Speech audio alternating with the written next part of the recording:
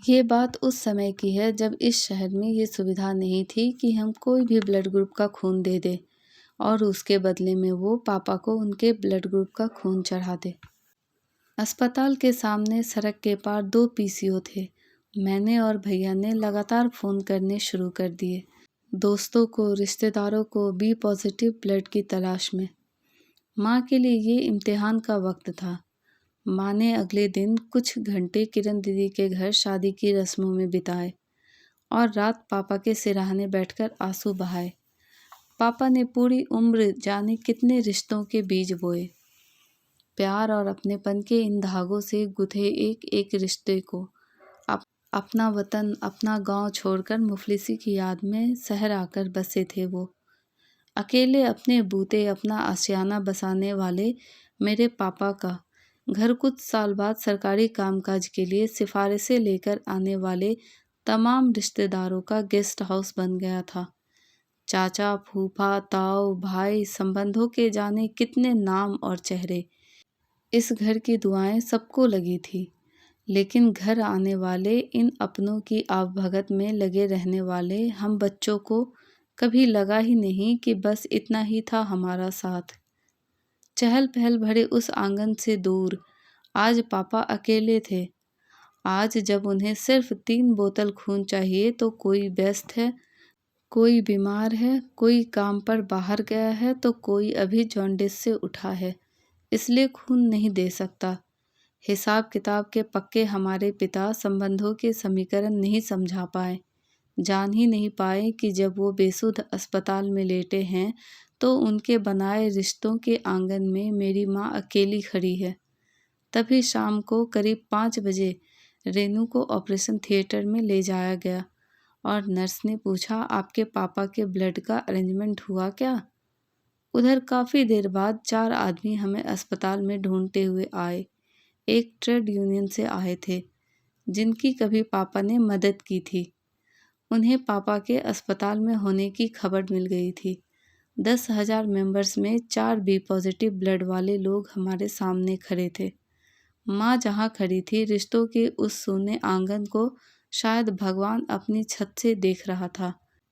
और फिर एक ले में वो लम्हा आ गया जिसका मैं महीनों से इंतज़ार कर रही थी। रेनू को बेटी हुई थी, मैं मौसी बन गई थी। लेकिन माफ़ कर दे मेरे खुशी के लम्हे, तेरे मेरे बीच एक और लम्हा खड़ा था, मेरे पिता की ज़िंदगी या मौत का लम्हा। ऑपरेशन थिएटर में से जो बाहर निकलता, हम उसका चेहरा पढ़ने की कोशिश करते। रेनू अस्पताल के अपने कमरे में वापस पहुंच गई। हम सब बारी बारी से उसके पास वक्त बिताते। उससे कह दिया है कि पापा को थोड़ा बुखार है, बच्चे को इन्फेक्शन ना हो जाए इसलिए यहाँ आ नहीं रहे हैं, और घर का फ़ोन ख़राब है इसलिए बात नहीं हो पा रही है। हम ना खुलकर हंस पा रहे हैं और ना खुलकर रो पा रहे हैं। पड़ोस के नईम चाचा आए और बोले, मैंने आज खास नमाज पढ़ी है तुम्हारे पापा के लिए, हौसला रखो, सब ठीक होगा। वो सारे रिश्तेदार, दोस्त जो मेरे पापा की ज़िंदगी की सबसे बड़ी लड़ाई में साथ खड़े होने नहीं आ सके थे, क्रिकेट की कमेंट्री की तरह घर बैठे सारा आंखों देखा हाल ज़रूर जानना चाह रहे थे। सबके पास हमारी तकलीफ़ों का इलाज तैयार था। कल सुबह जब भी वक्त मिल जाए काली मंदिर में नारियल चढ़ा आना, माता रानी सब ठीक कर देंगी। छुट्टियां बढ़ाने के लिए दफ्तर फ़ोन किया तो मेरे बॉस ने कहा, सच कड़वा होता है, सर्वाइवल रेट कम होता है, सच को बर्दाश्त करने के लिए खुद को तैयार कर लो।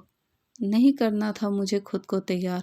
ऑक्सीजन लेवल और ब्लड प्रेशर दिखाते मॉनिटर्स की आवाज़ के बीच में एक ऑपरेशन थिएटर में कैद मेरे पिता।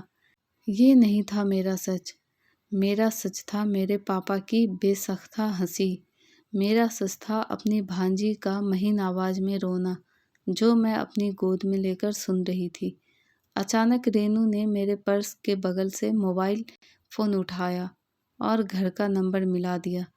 बोली, हद हो गई, नाना बने हैं पापा, पड़ोसी के यहाँ से फ़ोन भी नहीं कर सकते। मैं रोकती इससे पहले बोली, घर का फ़ोन ठीक हो गया है, घंटी जा रही है। घर के नौकर ने न जाने क्या कहा कि रेनू ने फ़ोन रखा और भरी हुई आंखों से बोली, पापा यहाँ हैं? अस्पताल में? ऑपरेशन थिएटर में? तभी दरवाज़ा खुला। हिंदी ना बोल पाने वाली नर्स थी, मुझे ढूंढती फिर रही थी। बोली, please come, sign the papers. मैंने कहा, पापा। 1 सेकंड लिया उसने अपना पूरा वाक्य बनाने में, फिर भी नहीं बना पाई। फिर बोली, पापा इज़ ओके। अस्पताल के 2 कमरों में हमें 2 नई जिंदगियां मिल गई थी। बस इतनी सी थी हमारी कहानी। आशा करती हूँ कि आपको हमारी कहानी पसंद आई होगी।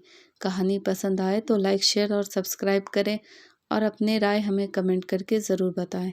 Thank you.